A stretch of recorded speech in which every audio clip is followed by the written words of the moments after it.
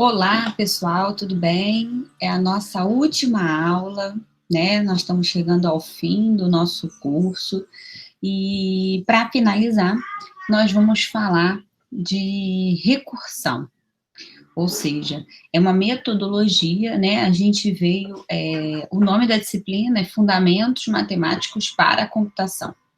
E, na verdade, a gente vem falando de alguns tópicos matemáticos que nos ajudam, nos auxiliam para fazer um bom algoritmo, né? Ou seja, um algoritmo que seja eficiente, ou seja, me dá a resposta correta, e para que ela me dê a resposta correta, a gente precisa provar que realmente, para qualquer entrada, ela me dá a saída correta, né? Aí a gente precisa também de um algoritmo que seja rápido, né? E aí, o que quer dizer isso? Quer dizer que o número de passos do seu algoritmo precisa ter uma quantidade que seja condizente com que o computador vai poder fornecer. Ou seja, se a quantidade de dados de entrada forem grandes o suficiente, ele sempre me retorna num tempo razoável. E por isso a gente aprende a recursão, certo? Então, vamos ver como é que funciona a recursão. Vocês já devem ter ouvido falar de alguns de algoritmos recursivos, e, na verdade, para a gente encontrar o número de passos, ou seja, encontrar a complexidade do algoritmo recursivo, a gente precisa exatamente desse tópico, desse tema, tá? Então, a gente vai falar um pouquinho dele na aula de hoje. Então, vamos primeiro falar de relações de recorrência, né? Problemas combinatórios são muito frequentemente resolvidos utilizando processos que reduzem o problema original a vários problemas menores, que são os nossos algoritmos recursivos. E aí, se esse problema consiste em uma série de problemas de contagem num parâmetro n, e existe suficiente regularidade nos problemas, ou seja, esses problemas eles só estão diminuindo de tamanho, mas eles têm a mesma ideia do algoritmo, né? Ou seja, do problema central, o método da relação de recorrência ela é muito útil, né? Ela é muito utilizada. Então, qual é o objetivo de estudar a relação de recorrência? Apresentar a técnica recursiva que permite reduzir o problema envolvendo N objetos a um outro problema semelhante, porém de tamanho menor, certo? Que, por sua vez, é possível reduzir, eu vou reduzindo o problema até chegar a um problema que seja de simples solução, ok? Qual é a importância disso? É que muitos problemas de contagem são modelados e resolvidos usando relação de recorrência. Então, vamos dar um exemplo. Considere a sequência 1, 2, 2 ao quadrado, 2 ao cubo, até 2 elevado a n, 2 elevado a n mais 1, ou seja, a gente observa que essa sequência possui um termo geral, que é um termo 2 elevado a n, onde n é 0, 1, 2, 3 e assim vai. Ou seja, a gente sabe como funciona essa sequência. E aí você pode me perguntar, professora, mas essa sequência nada mais é que uma progressão geométrica de razão 2. Perfeito. É uma progressão geométrica de razão 2 mesmo, certo? E a gente vai observar como é que funciona, como que a gente consegue resolver isso, ok? E aí, uma outra alternativa é eu usar os termos, né, sendo expressos por uma fórmula, né? Ou seja, eu pego o enésimo número e expresso em termos de alguém anterior. Que no caso aí dessa sequência, eu posso usar o anterior dele, que é o n-1ésimo elemento, certo? E aí a gente chega à conclusão que o meu AN, ou seja, o meu enésimo elemento, é 2 vezes o meu anterior, certo? E se a gente observar, o AN-1 é 2 vezes o AN-2. E assim a gente vai conseguir chegar à conclusão que o meu AN é o meu 2 elevado a N, certo? Se a gente for fazendo, quebrando ele em pedaços menores. Só que em algum momento precisa parar. Em algum momento a gente precisa ter alguém que é o cara simples, que a gente diz, né? Que é a minha base, né? É o meu pontapé inicial. E quem é o cara? Nessa sequência, é o primeiro elemento, que é o 1, né? Ou melhor, é o 2 elevado a zero, certo? Por isso, quando n é zero, eu tenho que que o elemento é exatamente 1, que é o 2 elevado a zero.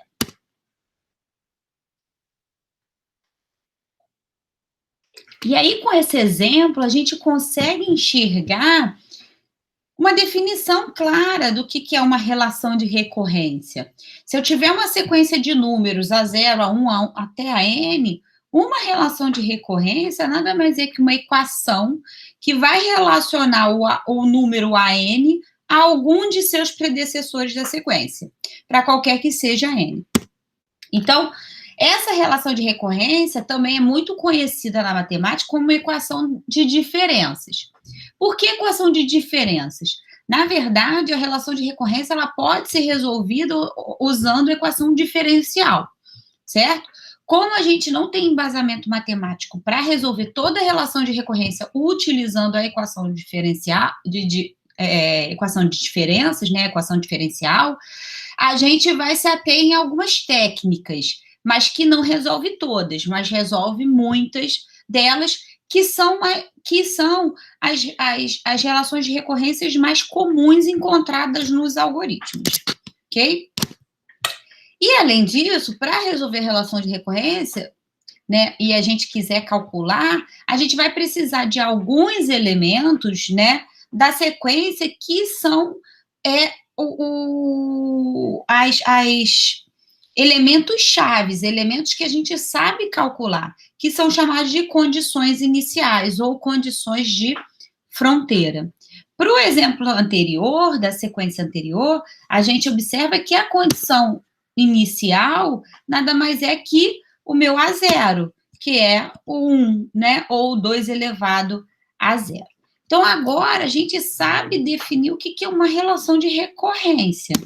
E aí, a gente agora precisa entender como que funciona para montar essa relação de recorrência. A gente viu que a gente consegue fazer isso naquele exemplo. Agora, vamos ver outros exemplos para a gente tentar montar a relação de recorrência, e assim que a gente aprende a montar essa relação, a gente consegue resolver essa relação. Então, são os 2 passos que nós vamos fazer na aula de hoje, certo? Então, vamos para o primeiro exemplo, que é a relação de Fibonacci. A relação de Fibonacci é uma relação que vocês já devem ter visto em algum momento no curso de prog, mas eu vou dar uma explicação também. Então, esse problema, né, o problema da relação de Fibonacci, ele foi proposto por Leonardo de Pisa, conhecido como Fibonacci, num livro que foi publicado em 1202. Esse problema foi formulado da seguinte forma: ele queria determinar o número de pares de coelhos ao final de 12 meses com as seguintes condições. Inicialmente, ele tinha um único par de coelhos, um macho e uma fêmea, que são recém-nascidos. E ele diz o seguinte, que todo mês, cada parzinho de coelhos, né, esses que nasceram, com pelo menos 2 meses, produz um novo par de coelhos de sexo oposto. Então, ele quer saber quantos coelhos tem, certo? E aí nenhum morre no processo, porque se morrer fica difícil da gente saber quantos realmente tem no processo. Então, como é que funciona? A gente tem que, inicialmente, a gente tem um par de coelhos, né, um macho e uma fêmea, e aí a gente tem no pontapé inicial, no momento inicial a gente tem esse par. Quando passa um mês, a gente observa que a gente não pode ter mais de um par de coelhos, né? Já que só há procriação quando ele está no segundo mês, né, de vida. Então, a gente observa que no primeiro mês, a gente continua com esse par de coelhos, porém não há procriação nenhuma. Já no segundo mês, a gente observa que esse parzinho zero aqui, né, que foi o par inicial, ele pode já me dar um outro par de coelhos. Então, permanece ele e me dá um novo par, que é o par 1, certo? E aí a gente vai observar que o par zero, cada mês vai me dar um novo par de coelhos. Então, ele permanece, mas ele me gera um novo par de coelhos, certo?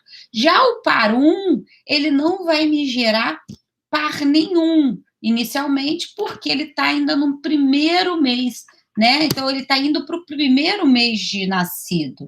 Então, ele não gera nada.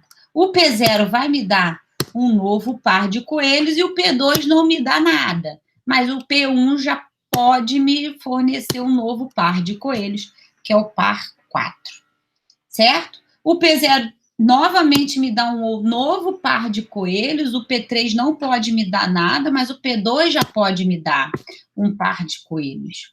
O P4 também já pode me dar um novo par. O P4 não pode dar um novo par de coelhos, porque ele nasceu agora, né? Então ele está indo para o segundo mês, mas o P1 pode me dar um novo par de coelhos, certo? Então a gente observa ó, que no mês 1, 2, 3, 4, 5, no mês 5 nós já temos 7 pares de coelhos, ok? E aí eu pergunto para vocês, como conseguir montar uma relação de recorrência olhando para essa formação? O que está acontecendo, né? Então, eu vou chamar de Fn o número de pares de coelhos no final do mês N, certo? E vou chamar F0 como sendo o número de pares de coelhos do início do processo. Então, se a gente observar, a gente tem essa árvore aí, né, de formação, e a gente vai observar que no mês 0, a gente tem o meu F0, que é 1, certo? Que é o parzinho de coelho 0, o par inicial. No primeiro mês, novamente, continua sendo esse parzinho 0. Já no segundo mês, a gente já observa aí uma condição a mais, onde eu tenho os pares de coelhos anteriores, mais alguém, certo? E aí eu pergunto para vocês, esse cara aqui, esse parzinho 1, ele veio proveniente de qual par de coelhos? Apesar do P0 estar aqui, mas ele veio exatamente da formação do coelho, que está exatamente no início do processo, certo? Então, esse P1 aqui, ele vem exatamente do meu F0, certo? Então, esse P0 que veio aqui vem do meu P0. O F2, o F3, ele vai ter todos os caras do meu F2, tá vendo? Mais quem? Mais um parzinho, que é o meu P2, certo? Então, o meu P2 veio proveniente de quem? O meu P2 veio proveniente dos pares de coelhos, não da quantidade de coelhos que tem do mês anterior, e sim de 2 meses atrás, que no caso aqui é o meu F1, certo? Será que isso realmente funciona? Aqui é meu F4. Meu F4 possui todos os pares de coelhos do meu F3, mais quem? Mais o meu P3, mais o meu P4. São 2 pares de coelhos. Opa, 2 pares de coelhos. Eles vieram de quem? Dos 2 pares de coelhos do meu F2. Então, a gente vai observar que a minha relação de recorrência é exatamente quem? O meu Fn, ou seja, no enésimo mês vai me gerar todos os pares de coelhos do anterior, do N-1, mais o anterior do anterior, que é N-2, certo? Então, a gente observa que a minha relação de recorrência é Fn igual a F de N-1 mais F de N-2. quando N é maior que 1. E aí a gente precisa dar o quê? Condição de fronteira. Que no nosso caso, a gente precisa de 2. Por quê? Porque a minha relação de recorrência, ela é em cima de 2. Então, se ela é em cima de 2, eu preciso de 2 condições de fronteira. Que no caso aqui é 1, né? Ou seja, no início do processo e o primeiro mês, que é 1. Beleza? Ok. Então, essas são as minhas condições iniciais. Então, essa é a sequência tão famosa que é a sequência de Fibonacci, que é 1, 1, 1 mais 1, 2, 1 mais 2, 3, 2 mais 3, 5, 5 mais 3, 8, 8 mais 5, 13, 13 mais 8, 21, e assim vai sucessivamente. E qual é a pergunta? A pergunta, ele quer saber exatamente o quê? Ele quer encontrar o F12, certo? Então, como que a gente vai encontrar o meu F12? A gente vai ter que calcular todos eles. Então, a gente tem F0, F1, soma 1 com 2, soma 2 com 1 dá 3, 2 com 3, 5, e a gente vai observar que o meu F12 nada mais é que vai me gerar o quê? 233 pares de coelhos.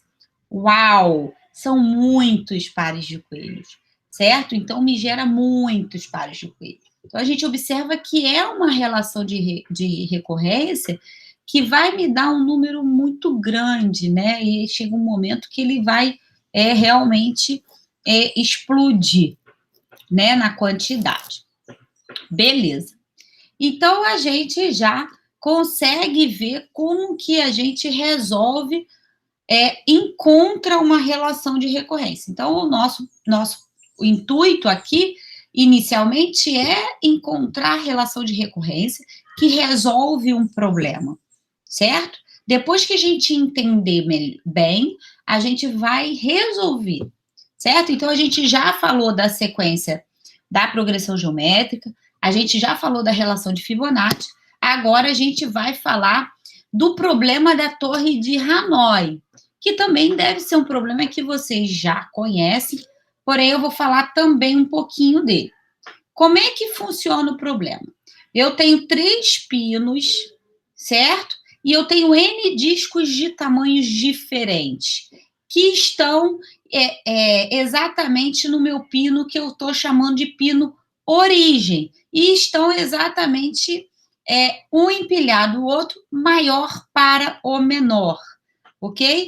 Qual é a ideia? Ele quer determinar o menor número de movimentos que são necessários para passar N discos colocados em um eixo, em ordem crescente de tamanho, ou seja, de cima para baixo, para um outro eixo. E devem ser respeitadas as seguintes regras.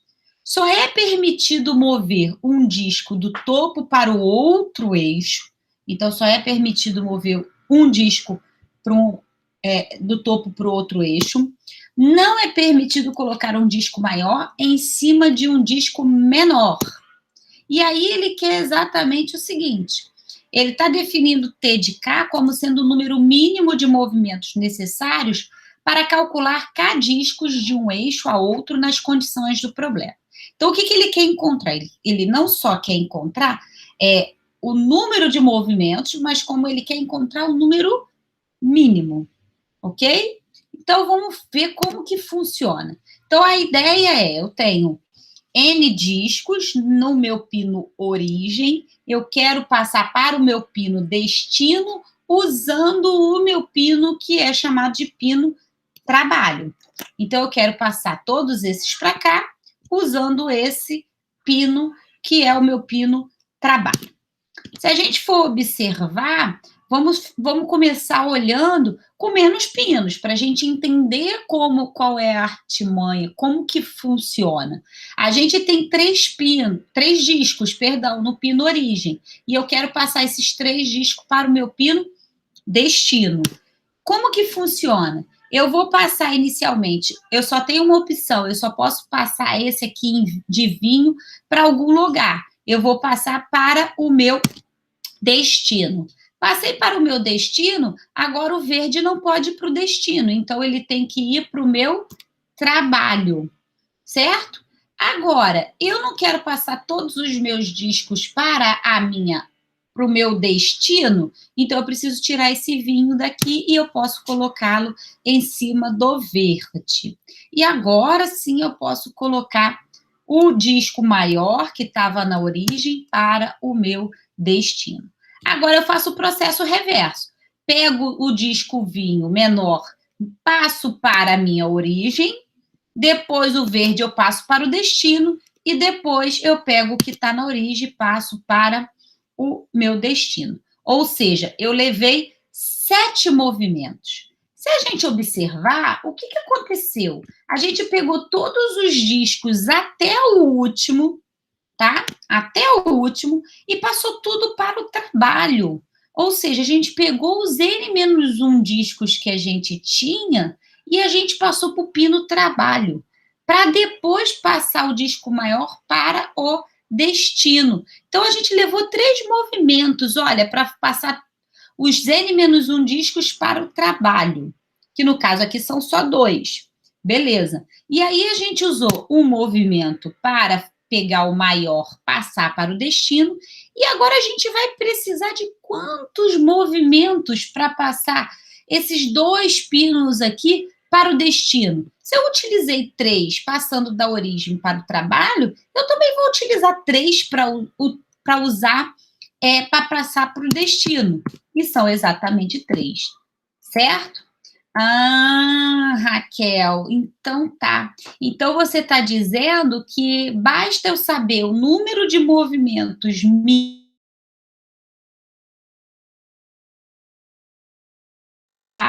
depois eu passo o cara da origem, o disco maior da origem para o destino, e depois faço o processo reverso. Eu já encontro a minha relação de recorrência. Perfeito.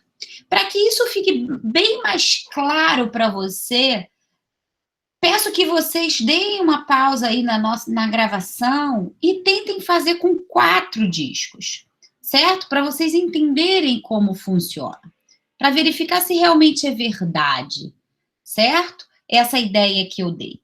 Beleza. Então, a ideia vai ser, então, eu pegar do 2 ao N para o trabalho, certo? Então, eu vou pegar os meus N-1 discos e vou passar para o meu disco, meu pino trabalho, certo?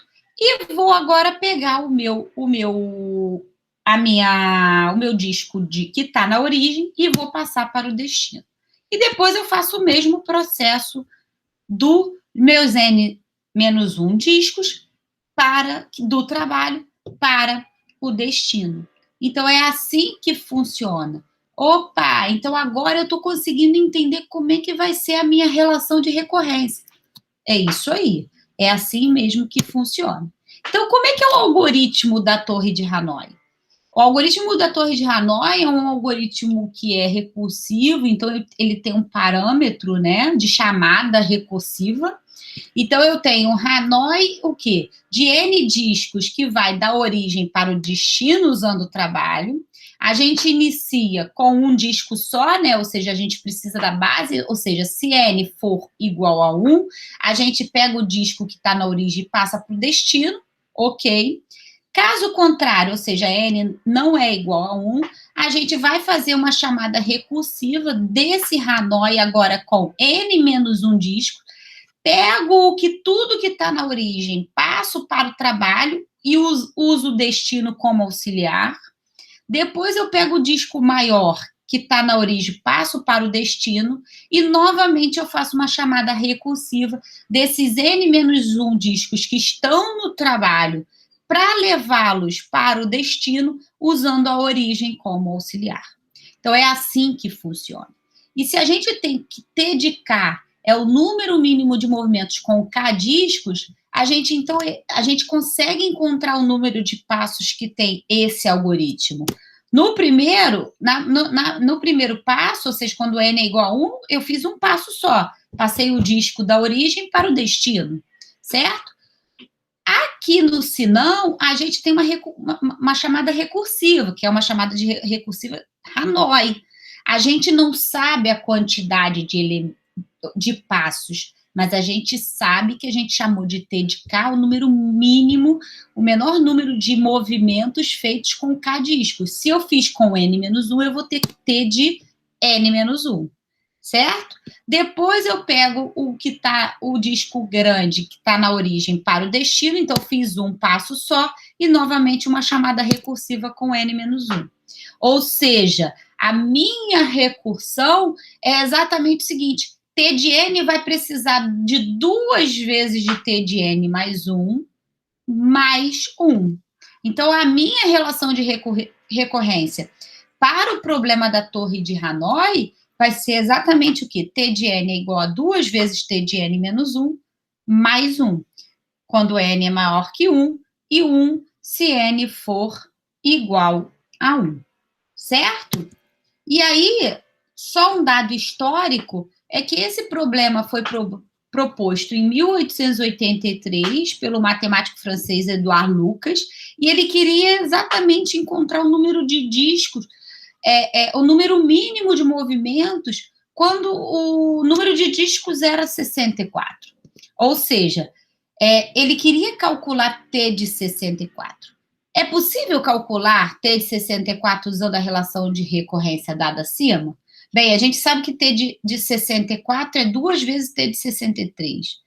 T de 63 é 2 vezes T de 62 mais 1. Ou seja, a gente vai conseguir resolver, porém vai ser um processo muito demorado, porque eu preciso saber quem é T de 2, 3, 4, até T de 64.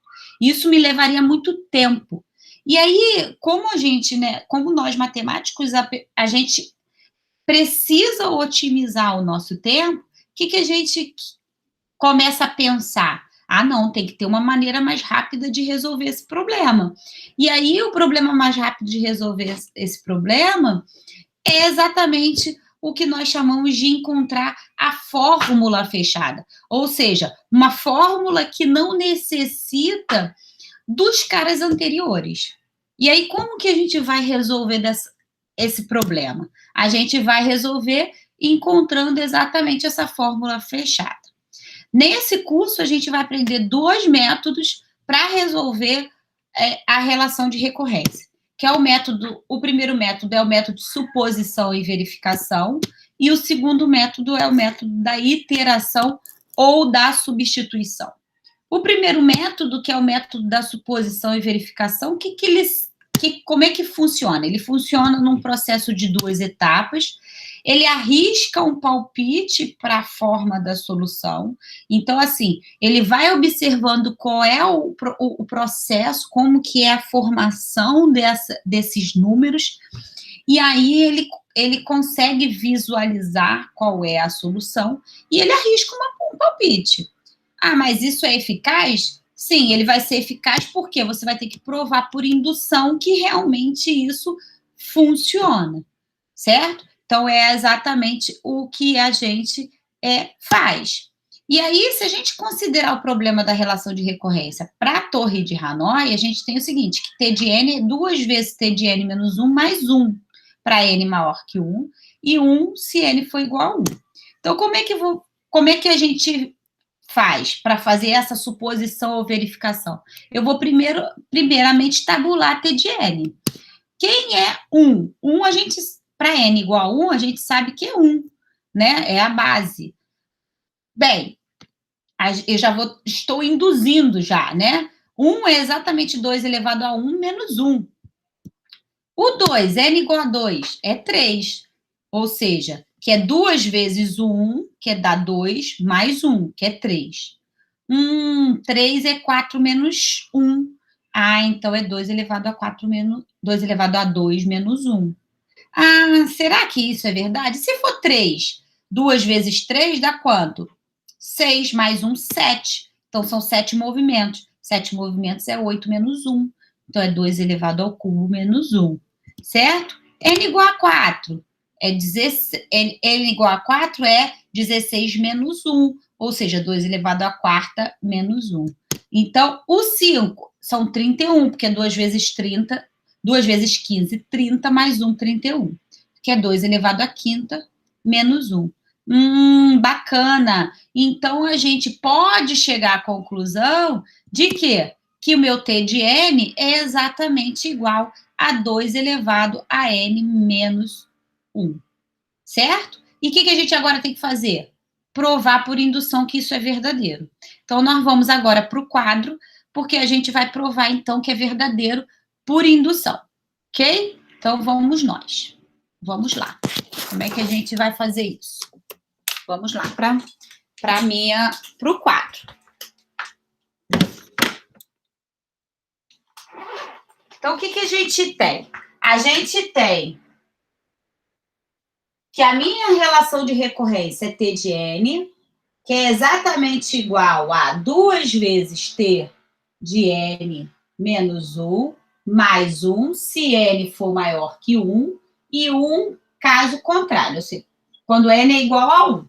Então, a gente sabe que a relação de recorrência da Torre de Hanoi é essa.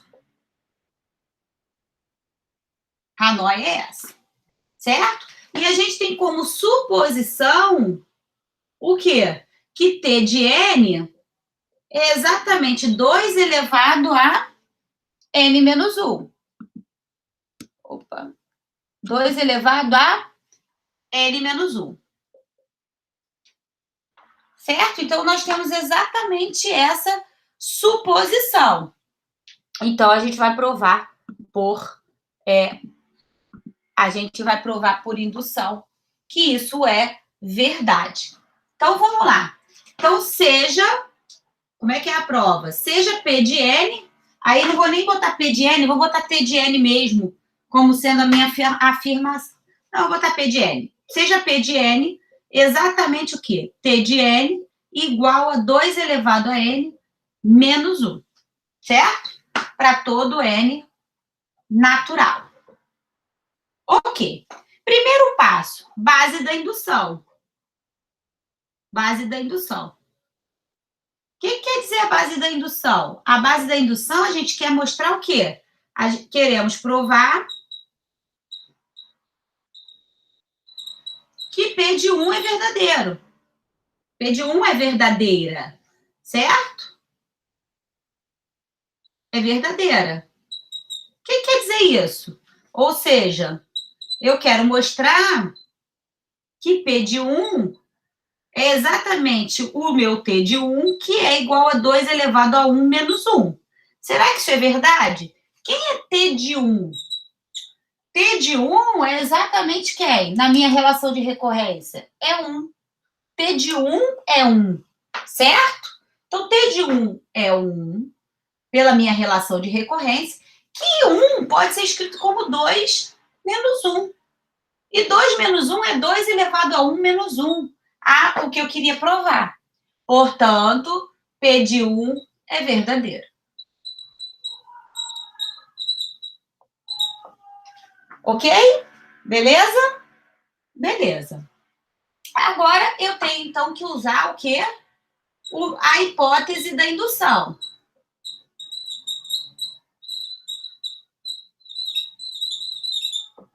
A hipótese da indução. O que eu vou fazer?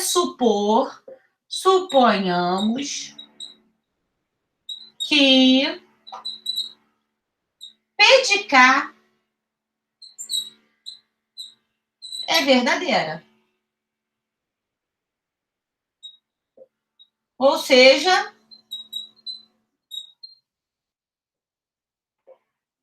P de K é exatamente o quê? 2 é o TK, que é 2 elevado a K menos 1. Certo? T elevado de 2K menos 1. Tudo bem? Beleza, galera. Então, agora a gente faz o quê? A gente vai, então, passo indutivo. Passo indutivo. O que é o passo indutivo? A gente queremos mostrar que mais 1 é verdadeira. Ou seja, a gente quer mostrar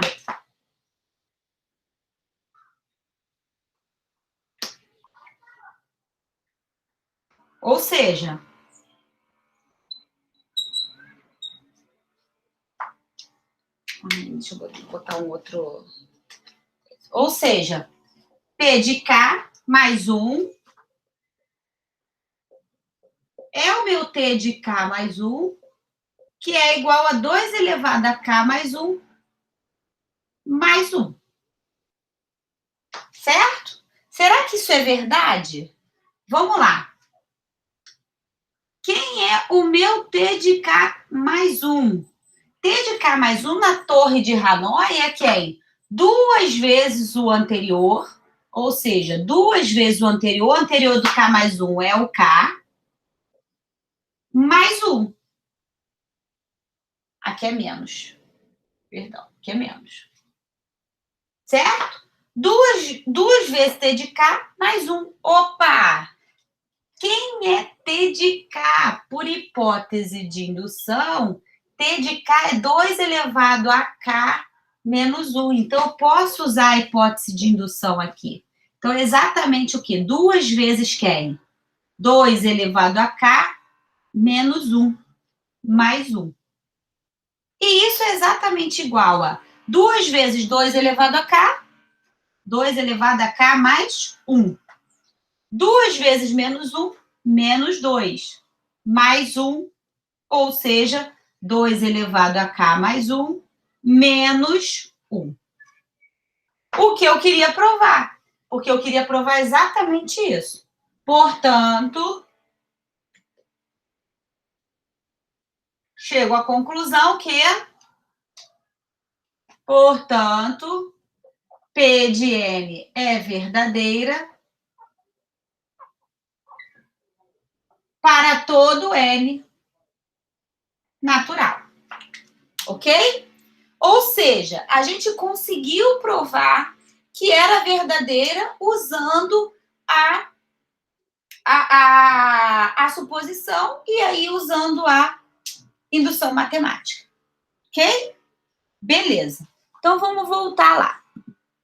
Vamos voltar à nossa apresentação, para a gente dar continuidade. Então, é assim que a gente prova via suposição e verificação.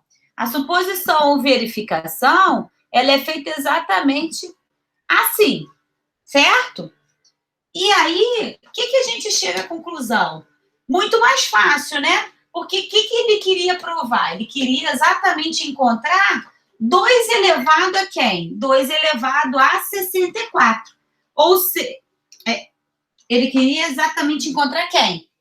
T de 64.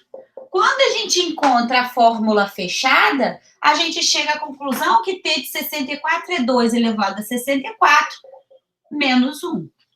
Certo? Ou seja, pela fórmula fechada, fica tudo muito mais fácil. Ok? Beleza.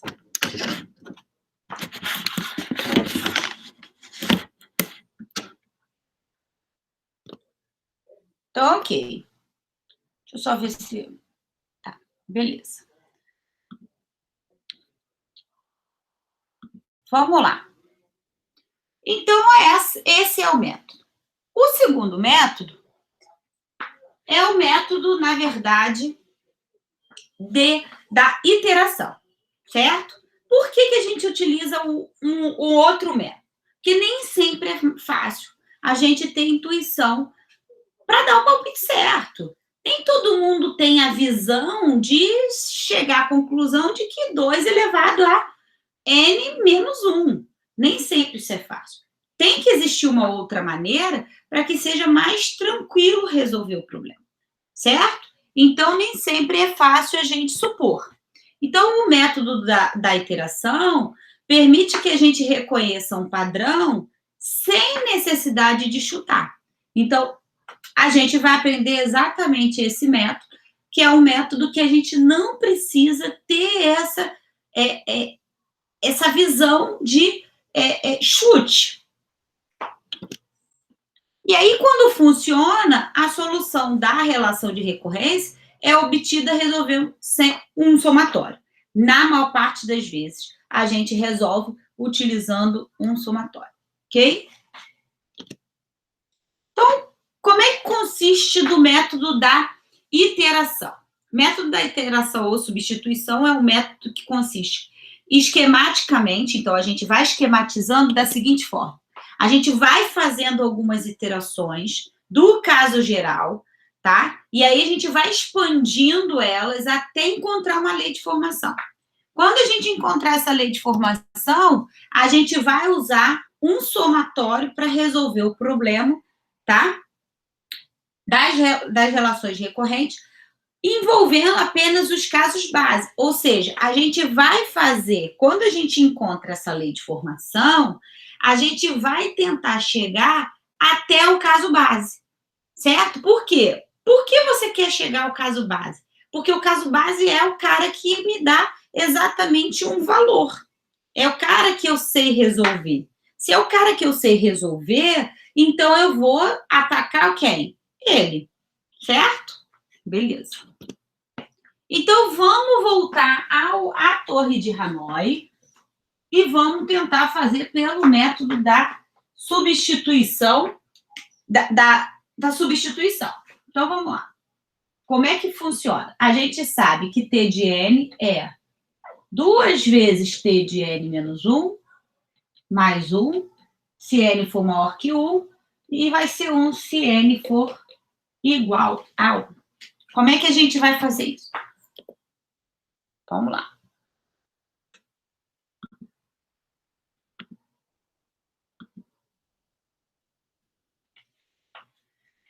Beleza. Como que vai funcionar? Eu tenho exatamente que T de N é 2 vezes o anterior, ou seja, T de N menos 1, mais 1. Quem é T de N menos 1? T de N menos 1, se a gente for observar, a gente vai ver que é exatamente quem? 2 vezes, ó, 2 vezes quem?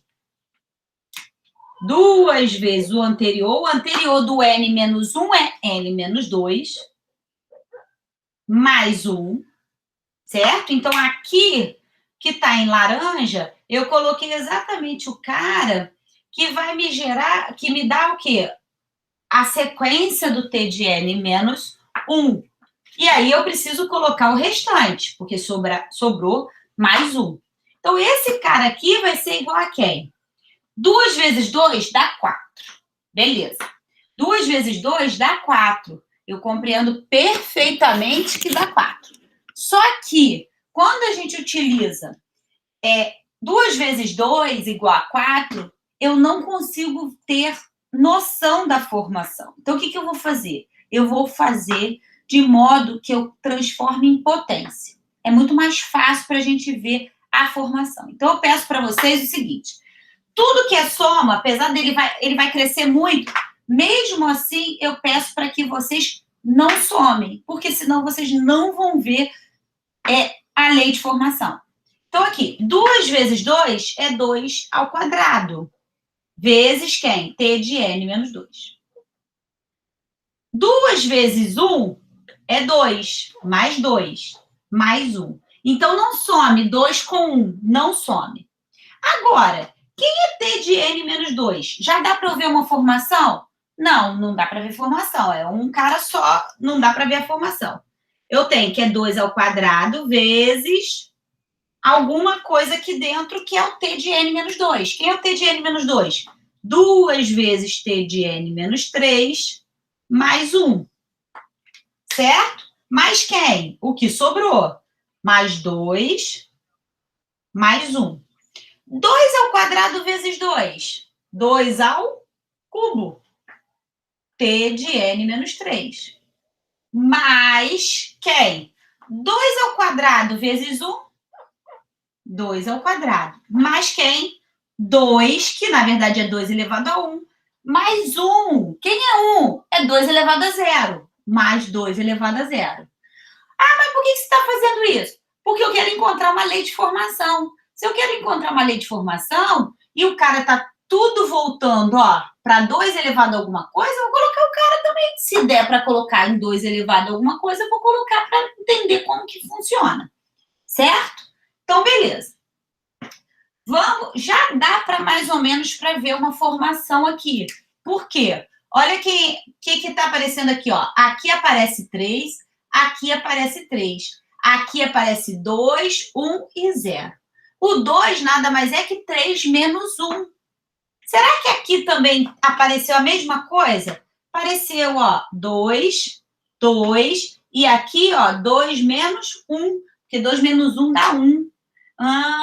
Será que o próximo vai me dar 2 à quarta, t de n menos 4, mais 2 ao cubo, mais 2 ao... Vamos ver. Vamos fazer para ver. Ou seja, 2 ao cubo, que multiplica alguma coisa, quem é alguma coisa? O t de n menos 3 é 2 vezes t de n menos 4, mais 1, certo? Mais 2 ao quadrado, mais 2 elevado a 1, mais 2 elevado a 0. Então, esse cara é quem? 2 ao cubo vezes 2, 2 à quarta, vezes t de n menos 4. Mais 2 ao cubo vezes 1, 2 ao cubo, mais 2 ao quadrado, mais 2 elevado a 1, mais 2 elevado a 0.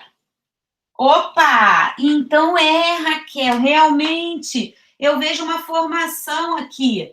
Então, realmente é. Se eu fizer isso iterativamente, em algum momento, esse cara aqui, como está decrescendo, ele vai chegar em quem? Na minha base.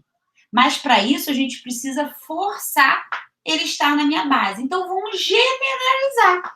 Ou seja, se eu fizer isso aqui iterativamente, ele vai chegar em algo do tipo 2 elevado a i, t de n menos i, ó, i, mais, se esse cara é 3, esse cara não é 4 menos 1, então vai ser 2 elevado a quem? I menos 1, mais 2 elevado a i menos 2, até chegar a quem? 2 elevado a 0, que é o último cara que não é sempre ele, certo? Ou seja, consegui encontrar uma lei de formação. E aí, por que fazer isso? Justamente para eu entender quando esse cara vai chegar à minha base. Quando que esse cara pode chegar à minha base? Ele pode chegar à minha base quando o quê? Quando o meu T, esse carinha aqui, que é o cara que está aqui, é o quê? 1. Certo? Então, se n menos i for igual a 1, o que vai acontecer com o meu i? Já que tudo tem função de i. I vai ser exatamente igual a n menos 1. Certo? Se vai ser igual a n menos 1, o que eu faço? Substituo. Quando eu substituir tudo aqui, todo o meu i por n menos 1, eu vou ter um somatório em cima de quem? Em cima do meu... em cima do valor que eu quero, que é em função de n, já que a minha relação de recorrência é em função de n, certo? Então, eu tenho exatamente isso. Então, vou substituir, então, vou botar aqui, ó, substituindo, temos o quê? Que t de n, porque isso tudo aqui é t de n, é exatamente 2 elevado a i, que é quem? n menos 1, n menos 1, vezes t de n menos i, é quem? T de 1, porque n menos i é 1, certo? Mais 2 elevado a i menos 1, i é n menos 1. n menos 1 menos 1, n menos 2. 2 elevado a n menos 2, mais i de i menos 2 é quem? n menos 1 menos 2, ou seja, n menos 3. Até chegar a quem? 2 elevado a 0. Estou entendendo agora como é que eu funciono, então. Agora eu vou chegar à conclusão que t de n é exatamente igual a 2 elevado a n menos 1 vezes t de 1. Quem é t de 1? T de 1 é 1 vezes 1, mais 2 elevado a n menos 2, mais 2 elevado a n menos 3, até 2 elevado a zero. Então, cheguei à conclusão que é um somatório, certo? De razão 2, é uma PG, é a soma de uma progressão geométrica. E, professor, esqueci como é que eu encontro a soma de uma PG. Não tem problema. Existe uma técnica, assim como existe para PA, ou seja, para provar a soma de uma PA, de uma progressão aritmética, existe também para provar a soma de uma progressão geométrica, certo? E qual seria? Vamos lá, então vamos nós. Como é que a gente vai fazer isso? A gente tem exatamente o seguinte: qual é a razão dessa progressão? A razão dessa progressão é 2. Por quê? Porque ele está subindo de 2 em 2. Olha, 2 elevado a n menos 1 dividido por 2 elevado a n menos 2 dá 2. 2 elevado a n menos 2 dividido por 2 elevado a n menos 3 dá 2. Então, o que eu vou fazer? Vou multiplicar essa soma pela sua razão, que no caso aqui é 2. Então, se eu multiplicar o t de n por 2, se eu multiplicar o t de n por 2, eu tenho que multiplicar tudo por 2. Então, eu vou ter 2 elevado a n menos 1 vezes 2 dá quanto? 2 elevado a n. 2 elevado a n menos 2 vezes 2, 2 elevado a n menos 1. Até chegar a quem? A 2 elevado a 0. 2 elevado a 0 vezes 2 dá quanto? Dá 2. 2 elevado a 1.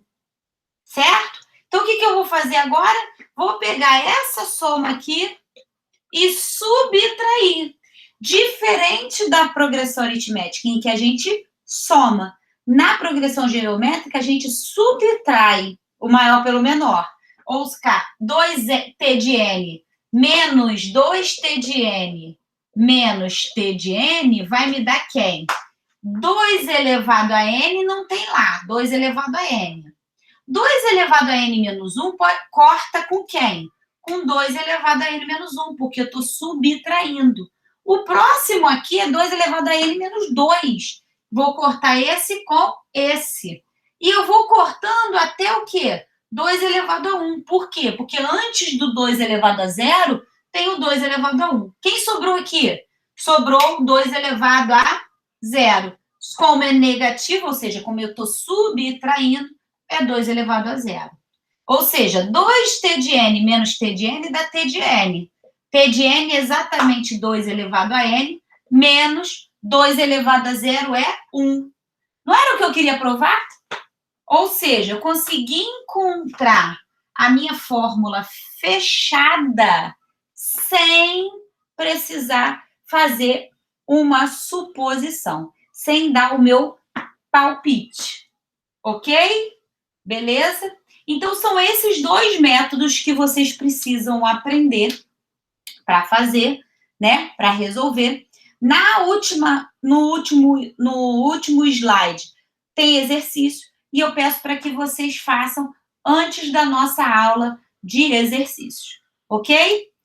Muito obrigada, gente. Muito obrigada por ter tirado um tempinho para aprender essa disciplina, uma disciplina tão gostosa, tão legal. Que eu sou encantada realmente para dar, né? E o que vocês tiverem dúvida, não hesitem em me chamar, em tirar dúvida comigo, eu estou à disposição de vocês, tá bem? Um beijão, obrigada, foi um excelente semestre e espero a gente se encontrar no corredor do prédio, do nosso instituto, tá bom? Beijão!